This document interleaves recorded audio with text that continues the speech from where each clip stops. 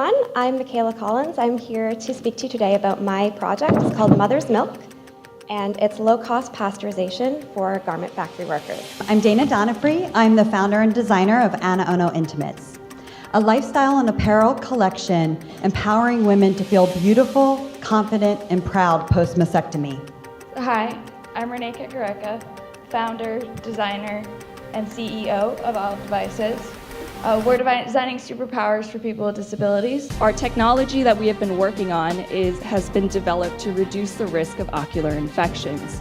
It utilizes a novel dielectric barrier discharge to produce a non-equilibrium plasma.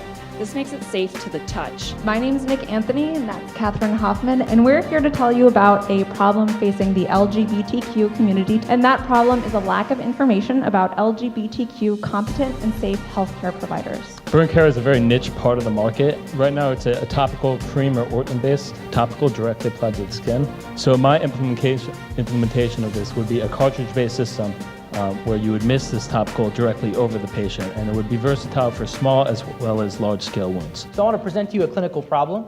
IV access is an all too clinical issue in the hospitalized population. EMTs have recently brought in a patient to your emergency room where there was difficulty establishing IV access, where there's a current IV in place and that needs to be removed or replaced, and you have a clinical problem. What I present to you is a potential solution, and that's called Rivex. And what that is a rapid intravenous exchanger. The idea is behind a balloon-assisted or a sheath-assisted venous dilatation device, which basically dilates a vein in order to exchange a smaller IV for a larger one. So imagine you're back in a middle school classroom. You can't hear a word the teacher's saying. We're designing smart glasses that caption the words of the people around the user and show on a directional display where they are in relation to you. There's about 4 million women working in garment industries, and that's just in Bangladesh. This is a huge market we're talking about whose needs haven't been met. This is the current device. We are pasteurizing breast milk. What that does is it lets the women, they express their milk at work, they pasteurize it, and that keeps the milk safe at room temperature, Bangladeshi room temperature, so we're talking about 105 degrees for 8 hours. You state in your executive summary that the proposed technology is simple. So I'm just kind of wondering why this approach has not already been developed by somebody. Well, it's a great question. Frankly, I'm not exactly sure why it hasn't been either. Do you have a programmer on board, or are you going to just hire someone to do that? And how much did you budget for that? Mark is doing a lot of the background work, Mark and Andrea. We think that to get something out nationwide would be $500,000. Okay. I mean, just to get to a prototype, how much do you think you would need? Mark is going to get us a working prototype for $8,000. Oh, okay. Yeah, we go way back. That's cheap, so. Yeah, it's very cheap. Yeah, we definitely realize that. And I saw the background of some of your team. I might have missed it, but how about you? Oh, I'm a senior industrial design student. And what would the money be used for, just to further the for the development and the facilities to get this thing out. I think there's a real opportunity in this. So does that prototype, is that a working prototype, or is that just a design prototype? That's the design right now. Okay. I've been working on it. I have a visual model, but that's not finished yet. Okay. You talked about monetizing. I'm just curious, what are you thinking is like a service, or would you trying to sell this to the garment industry and have them just pay that? I'm just trying to understand how you would vision that. What we want to do is approach both levels. Right now we're working with the managers of the factories, and they're willing to pay for this. They like the project. We want to be able to go to the next level and go to H&M and say, look, you've got a bit of an image issue.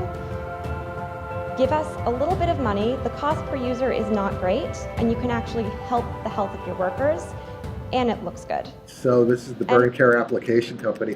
I originally liked the company because it seemed like an elegant solution to address a very real problem.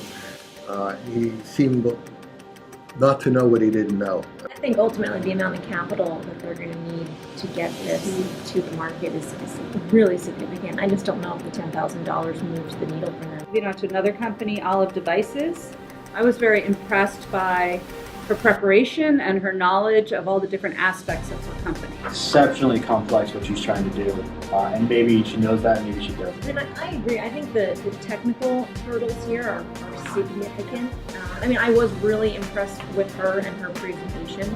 I thought it was one of the better presentations, but I think the technical hurdles are So maybe we give her the money and tell her to do something else. I love Mother's Milk. I like that a lot because I felt that for a small amount of money, we could really have an impact on the company and drive them forward. know that they are lacking, and they said that they need still is a team Business. who knows what they're doing. Yeah. But at least she knew that she needed Right, it. I mean, some of the issue is with the CEO who thinks they can do it all and can't. Yeah. I was very impressed that she actually said, we need this. But I don't know that they even need to be a for-profit. To me, it just feels like a not-for-profit. Well, do we have a decision? I think so. I think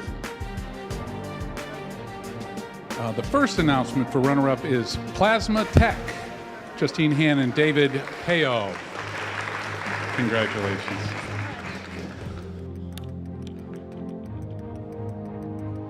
And our second equally good runner-up is Olive Devices. Renee Kakarika.